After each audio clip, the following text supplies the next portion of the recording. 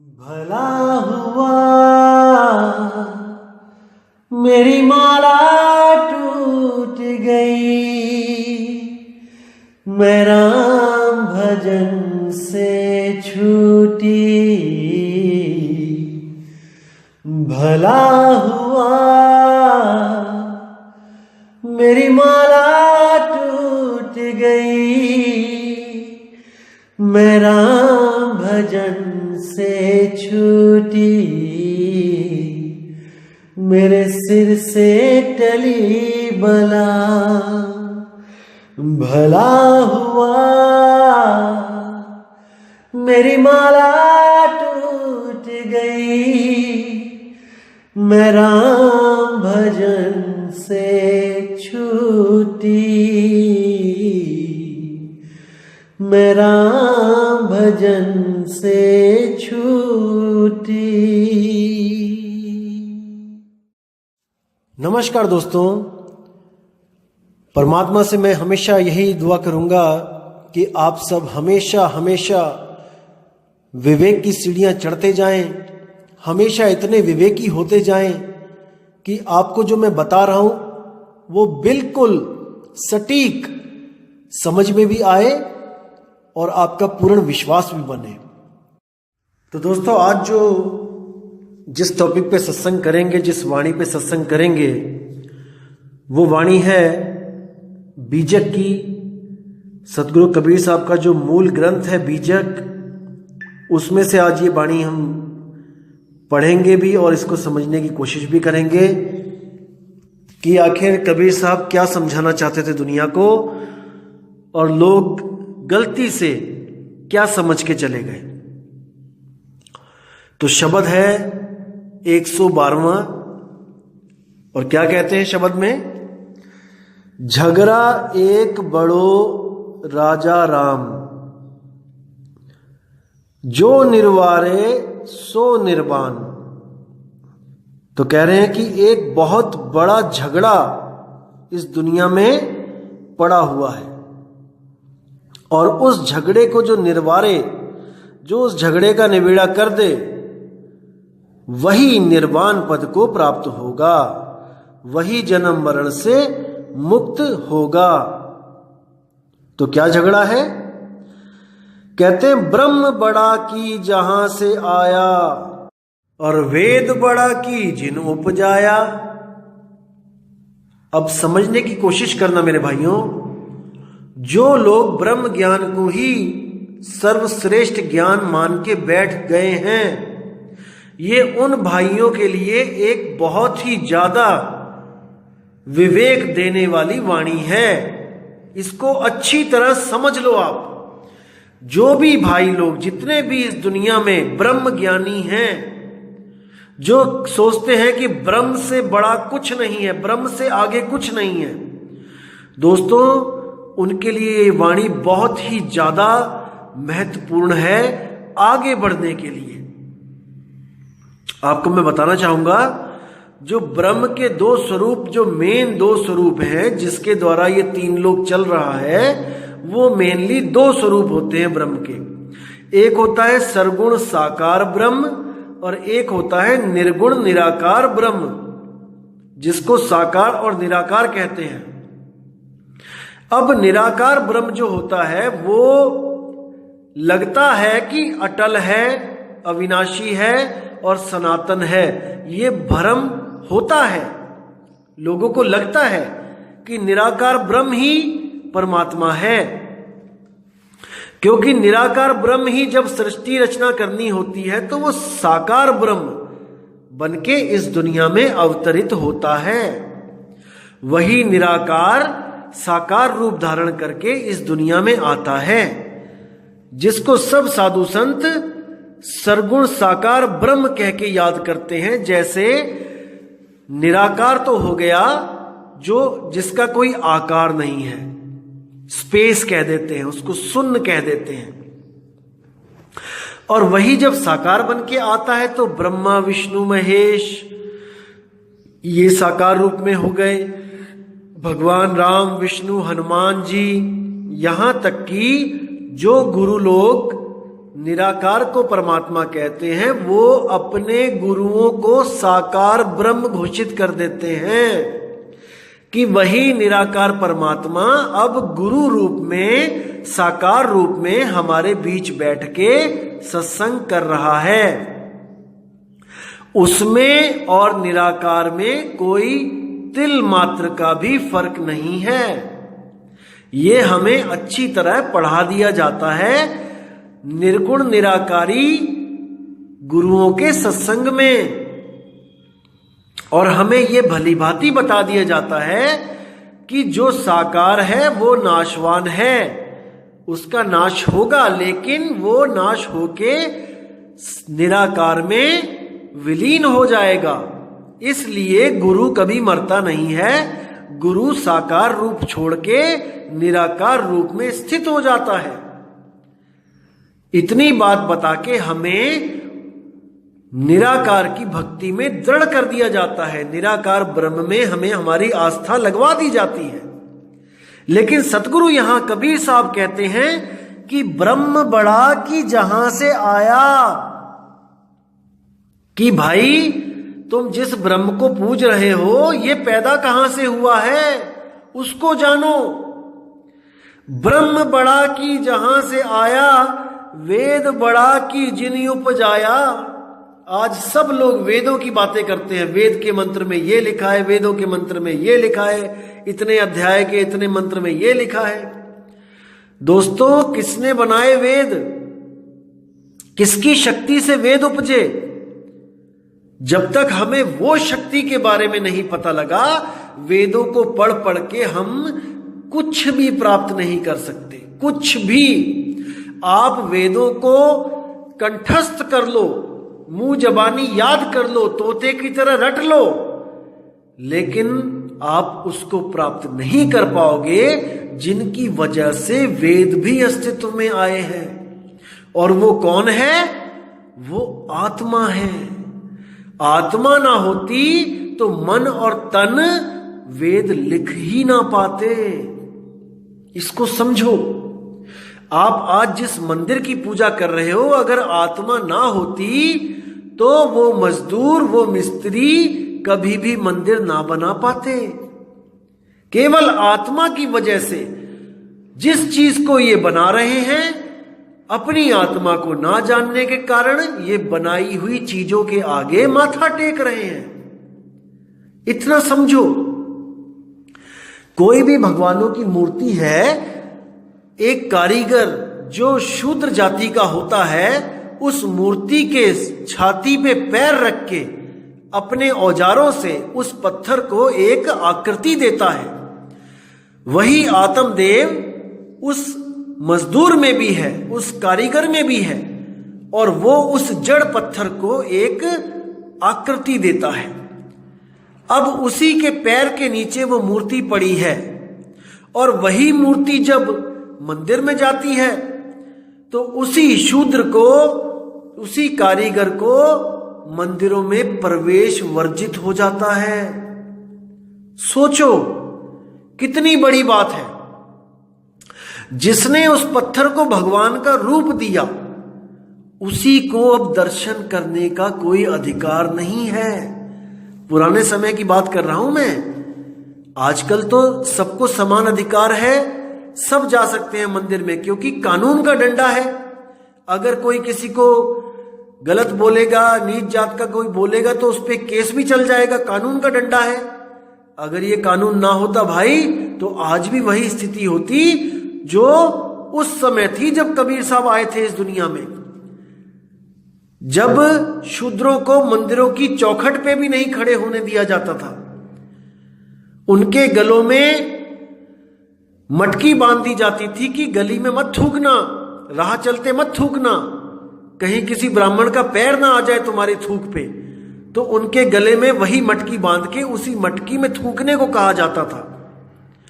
तो इतना अत्याचार उन शूद्रों के साथ हुआ, और वही शूद्र भगवानों को आकार में लेके आ रहा था, वो भी अपने पैर के नीचे रख के। तो समझो मेरे दोस्तों, मेरे भाइयों, इस मूल ज्ञान को समझो। ये मूल ज्ञान सब भ्रमों से बाहर निकालने के लिए बनाया जा रहा है, बताया जा रहा है। जो गुप्त ज्ञान है उसको प्रकट किया जा रहा है। तो इसको धैर्य से, इसको विवेक से समझते जाओ, आपको हर चीज क्लियर होती जाएगी। ये बिल्कुल सीधा रास्ता है दोस्तों। तो क्या कहते हैं, वेद बड़ा कि जिन निर्माया। आप वेदों को पढ़ो, समझो और जो उसमें इशारा किया गया है उसको प्राप्त करने की कोशिश करो, उस आत्मदेव को, ना कि उन मंत्रों को जो आत्मा के द्वारा ही अस्तित्व में आए हैं। आत्मा अनादि है और मंत्र ये उसके द्वारा एक समय, एक काल में बनाए गए हैं। जो चीज आज बनी है तुम उसको जप के उस अनादि आत्मा को कैसे प्राप्त कर सकते हो? अन्यथा नहीं कर सकते हो, कभी नहीं कर सकते। ये तो कोई भेदी गुरु मिले और आपको ये तंत्र मंत्र जंत्र छुड़वा दे और उस अविनाशी अक्षर का लखाव करा दे, तब आपकी बात बन सकती है। जैसे साहिब कहते हैं, मोको कहां ढूंढे रे बंदे, मैं तो तेरे पास में। ना मंदिर में, ना मस्जिद में, ना काबे कैलाश में। अब जब ये लाइन आप पढ़ोगे कि ना मंदिर में, ना मस्जिद में, ना काबे कैलाश में, तो आपका विवेक काम करेगा कि कबीर साहब मना कर रहे हैं कि मंदिर, मस्जिद, काबे में जाने की जरूरत नहीं है। नहीं है, इतना तो विवेक आपका काम करेगा कि हां, मंदिर नहीं जाना है, मस्जिद नहीं जाना है। लेकिन अब आगे वो कहते हैं कि नाम है जप में, नाम है तप में, नाम है व्रत उपवास में। अब यहां पर लोगों को विश्वास नहीं होता कि ऐसा भी हो सकता है क्या, कि बिना कोई नाम जपे, बिना कोई साधना किए, तपस्या किए, क्या ऐसा हो सकता है कि वो परमात्मा मिल जाए बिना किसी योग साधना क्रिया के, बिना क्रियाओं के? कौन सी क्रियाएं? चांचरी, भूचरी, खेचरी, अगोचरी, उन्मुनी। ये 5 यौगिक क्रियाएं हैं जो युगों युगों से चलती आ रही हैं। इनके बारे में आपको बताऊंगा, जब एक अलग ऑडियो बनाऊंगा तो मैं इन 5 के बारे में आपको बताऊंगा कि ये क्या होती हैं, ये कौन सी क्रियाएं हैं। चांचरी, भूचरी, खेचरी, अगोचरी, उन्मुनी। आज सारा संत समाज 99% इसी 5 क्रियाओं में उलझा हुआ है और इन्हीं 5 क्रियाओं के द्वारा वो परमात्मा को, वो शब्द को पाना चाहता है, कभी नहीं पा सकता। अब आगे कहते हैं, ई मन बड़ा कि जही मन माना, और राम बड़ा कि राम ही जाना। अब बहुत गुप्त भेद की बातें हैं दोस्तों, यहां पे बहुत ही गहराई है, अगर समझोगे तो बिल्कुल समझ में आएगी। तो क्या कहते हैं, ई मन बड़ा कि जेही मन माना। अब बात चल रही है यहां पे 2 मनों की, कि भाई ये मन बड़ा है जिसके लिए दुनिया कहती है कि मन भटकाता है, मन बहुत बड़ा दुश्मन है, मन सबको गुलाम बना के बैठा है। ई मन बड़ा, ये वाला मन बड़ा है, या जेही मन माना, या जिन लोगों का जो मन मान चुका है वो बड़ा है। यानी कि जो गुरु की शरण में आके बिल्कुल निम्न पद में आ गया है, वो मन मस्त हाथी, वो गुरु की शरण में आके भीगी बिल्ली बना हुआ है, वो पूरा सरेंडर कर चुका है। जैसे एक हाथी होता है, जल्दी किसी के बस में नहीं आता, क्योंकि मन को हाथी के समान बताया गया है कि हाथी है, जैसे जल्दी आदमी के बस में नहीं आता है, पूरा तहलका मचा देता है। जैसे अगर वो पागल हो जाए, या फिर वो अगर मदिरा पान कर ले, या फिर वो मस्ती में आ जाए, तो वो किसी को नहीं बख्शता।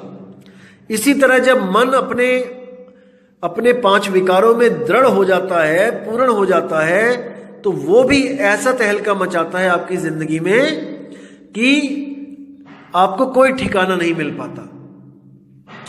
तो यही बोला गया है कि वो हाथी, वो मदमस्त हाथी कब कंट्रोल होता है? जब गुरु रूपी अंकुश जब उसके सिर पे बजता है। तो जब उसके सिर पे अंकुश लगाया जाता है तो इतना बड़ा हाथी भी ऐसे कंट्रोल में आ जाता है जैसे आपका स्टीयरिंग, कार का स्टीयरिंग होता है। दाएं को मोड़ोगे तो पूरी बड़ी कार दाएं मुड़ जाएगी, बाएं को मोड़ोगे तो इतनी बड़ी कार बाएं मुड़ जाएगी।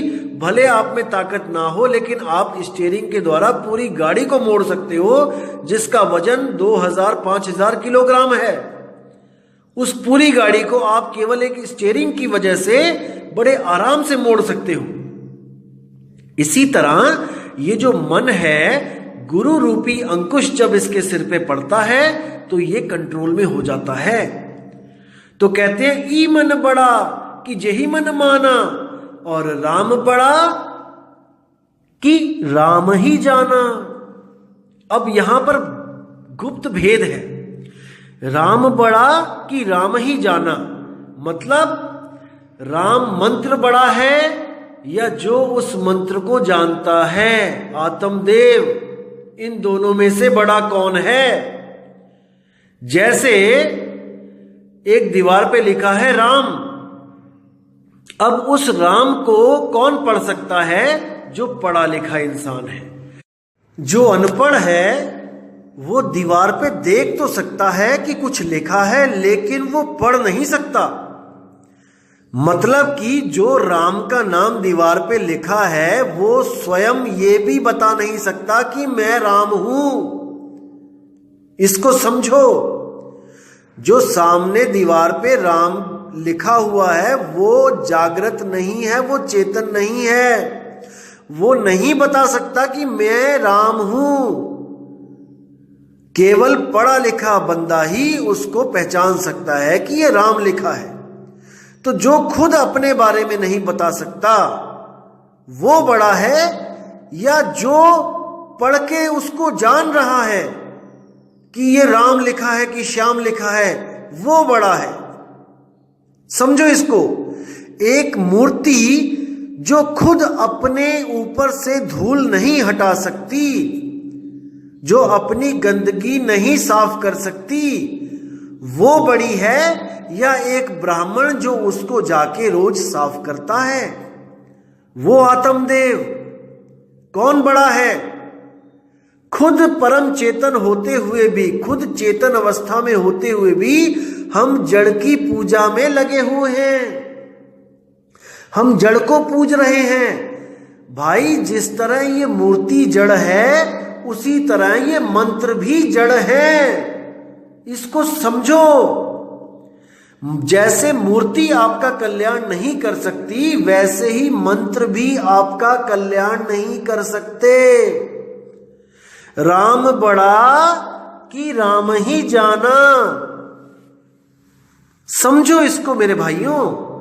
अब आगे क्या बोलते हैं? भ्रम भ्रम कबीरा फिरे उदास, और तीरथ बड़ा कि तीरथ का दास।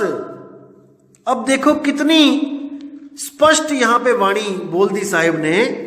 मैंने आपको पहले बताया था कि जहां पे लिखा हो कबीरा वो होता है अज्ञानी जीव, और जहां पे होता है कबीर वो होता है ज्ञानी गुरु, सतगुरु कबीर साहब, या फिर कोई चेतन जागृत अवस्था वाला कोई गुरु जो अपने स्वरूप को जानता है, उसके लिए भी कबीर बोला गया है।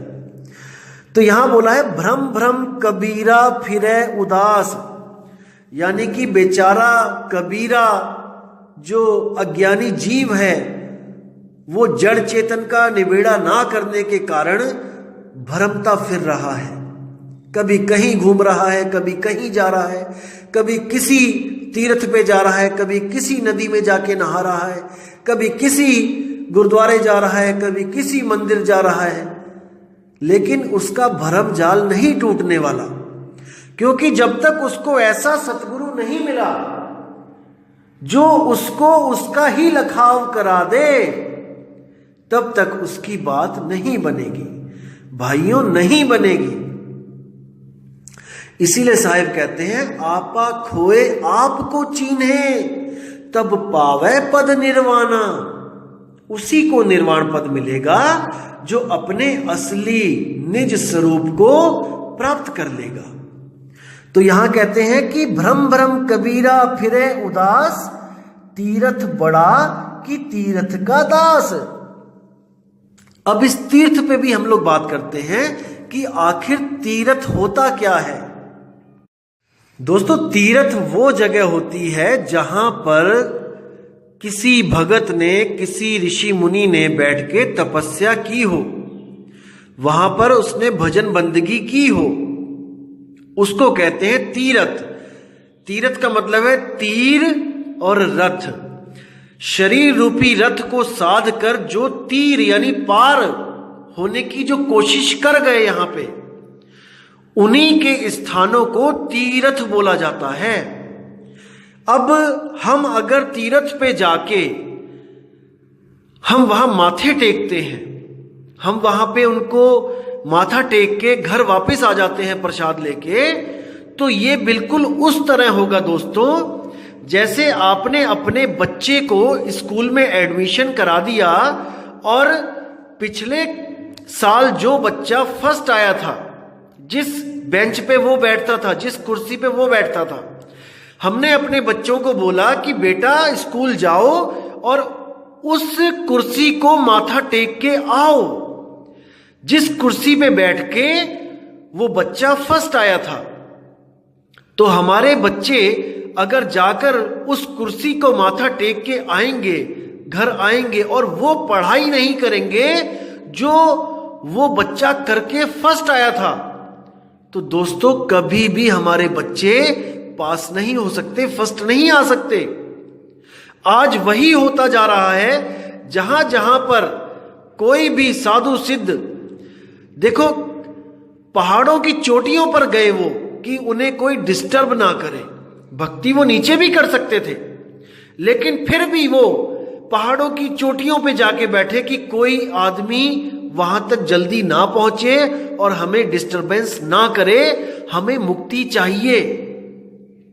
चाहे कुछ भी उन्होंने किया हो, क्योंकि पूर्ण गुरु ना मिलने के कारण भले उन्होंने कोई अधूरी साधना की हो, कोई ब्रह्म की साधना की हो, लेकिन कुछ तो किया ना भाई, कुछ तो उन्होंने किया। अपने इस रथ को साधा तीर होने के लिए, पार होने के लिए, लेकिन हमने वो नहीं किया जो उन्होंने किया। हमने उनके जगह पर जहां वो बैठे थे वहां पर बड़े बड़े तीर्थ बनाकर उनको माथा टेक कर प्रसाद खाकर घर वापस आ गए और सोच रहे हैं कि हमें बहुत बड़ा पुण्य मिल गया। दोस्तों, उस कुर्सी को माथा टेकने से ज्ञान नहीं आएगा। उस कुर्सी को माथे टेकने से आपके बच्चे पास नहीं होंगे। अपने बच्चों को कहो कि वो पढ़ाई करें जो उन ऋषि मुनियों ने करी, जो उन साधु संतों महात्माओं ने करी, तब आपका तीर्थ पे जाना सफल होगा। अन्यथा आप केवल वहां पर भीड़ बढ़ा के मनोरंजन करने जा रहे हो, इससे ज्यादा आपको कोई लाभ नहीं होने वाला। तो दोस्तों, असली तीर्थ हमारे पास ही है। घट को ही तीर्थ बनाओ, इसी घट से आपको परमात्मा मिलेगा। कहीं आने जाने की जरूरत नहीं है, किसी तीर्थ पे जाके माथा रगड़ने की जरूरत नहीं है। यही देह, इसी में सब कुछ मिलेगा। बस एक भेदी गुरु मिल जाए जो आपके सारे भ्रमों को दूर करके आपको आपके ही स्वरूप का लखाव करा दे। केवल वही गुरु आपको पार कर सकता है, और वो गुरु केवल और केवल सतगुरु कबीर साहब हैं, जो आके हंसों को अपना भेद बताते हैं कि असल में मैं कौन हूं, मैं कहां पे रहता हूं, मेरा निज स्वरूप क्या है, मेरा निज स्थान क्या है, और तुझ में और मुझ में कोई फर्क नहीं है, कोई फर्क नहीं है। बस तू बंधन में है और मैं निर्बंध हूं। इसीलिए मैं सत्सुकृत हूं और तू सोहम है। जो हम हैं सो तुम हो। बस इस भेद को जानना है और अपने बंधनों को काट के आपने भी सत्य हो जाना है। आप भी सत्य स्वरूप हो जाओगे। कोई फर्क नहीं रहेगा। जैसे ज्योति ज्योत में समाए वो एक ही ज्योत हो जाती है, इसी प्रकार आपका सत्य स्वरूप और उसका सत्य स्वरूप एक ही रूप हो जाते हैं। वो अलग अलग नहीं रहते, फिर दोनों समान हो जाते हैं और उस अवस्था को प्राप्त कर जाते हैं जिसके लिए साहिब ने बीजक में बोला है पहली साखी, जैया जन्म मुक्ता हता तैया हथा न कोए, और छठी तुम्हारी है जगह तू कहां चला भिगोए। उस अवस्था को सतगुरु कबीर साहब याद करवाते हैं और हंस बड़ी ही सहजता से सहज साधन के द्वारा अपने उस निज स्वरूप को प्राप्त कर लेता है और इस ब्रह्म के जाल से हमेशा के लिए आजाद हो जाता है। दोबारा ब्रह्म पैदा नहीं होता। तो दोस्तों, उम्मीद करता हूं कि आज की इस ऑडियो से आपके काफी भ्रम दूर हुए होंगे और आप में सत्य और असत्य का निर्णय करने की शक्ति बढ़ी होगी। और मैं फिर कहता हूं दोस्तों कि आप अभी ज्ञान को अच्छी तरह समझो। कुछ लोग इंतजार कर रहे हैं कि मेरी 50 ऑडियोज कब पूरी होंगी और मैं कब उनको अपना फोन नंबर दूंगा, एड्रेस दूंगा आश्रम का। दोस्तों, इसको मैं और आगे बढ़ा रहा हूं।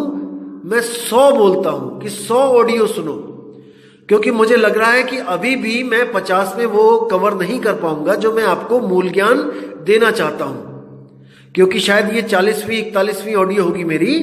लेकिन मैं चाहता हूं कि आप इतना ज्ञान समझ जाओ, कि इतना विवेक लगाओ कि कोई सवाल दिमाग में रहे ही ना। उसके लिए मुझे लगता है कि 100 तो कम से कम करनी ही पड़ेंगी। तो आप दोस्तों धीरज धरिए, आप थोड़ा सहजता के साथ समझिए। आपको हर चीज समझ में आनी चाहिए, नाम लेने का तभी फायदा होगा। अगर आपके दिमाग में 1 भी % भ्रम होगा तो आप उस अवस्था को प्राप्त नहीं कर सकते मेरे भाई। मान के चलो आपके पास 100 दिन है जिंदगी के, आपने जल्दबाजी में पहले ही दिन में नाम ले लिया और जल्दबाजी में गलत नाम ले लिया किसी से और 99 दिन आपने भक्ति कर भी ली, तो दोस्तों उसका कोई लाभ नहीं। 99 दिन की भक्ति आपकी वो गलत भक्ति है, वो अधूरी साधना है। और दूसरी तरफ आपने 99 दिन केवल ये खोजा कि कौन सही है कौन गलत है, कौन से नाम से मेरी मुक्ति होगी, कौन सा नाम मेरा बंधन का कारण है। 99 दिन खोज के अगर आपने 100वें दिन सुबह सुबह नाम ले भी लिया और एक दिन भक्ति कर ली, तो दोस्तों उन 99 दिनों की गलत भक्ति से बहुत ज्यादा अच्छी बात होगी कि आपने एक दिन भी सत भक्ति करी है। इसलिए आप बिल्कुल जल्दबाजी मत करें, क्योंकि मैंने आपको बोला है कि हमने भीड़ नहीं बढ़ानी है। हमने बिल्कुल भीड़ नहीं चाहिए। हमें वो विवेकी हंस चाहिए जिनके दिमाग में एक भी प्रश्न ना बचे, एक भी सवाल जिनके दिमाग में ना बचे। केवल वही लोग हमारे पास आए और अपनी आत्मा का कल्याण करवाएं। तो दोस्तों इसी के साथ मैं विदा चाहूंगा और अगली ऑडियो में बहुत जल्दी आपको भेजूंगा, ताकि आप लोग और ज्यादा विवेकी हो सके और सत्य ज्ञान को समझने की भरपूर कोशिश करें। तो मैं अब आज्ञा चाहूंगा दोस्तों। जय गुरुबंदी छोड़ वैराग साहिब, जय गुरुबंदी छोड़ मदन साहिब, जय जय बंदी छोड़ सतगुरु सत्य कबीर साहिब की सदा ही जय हो। साहिब बंदगी सतनाम।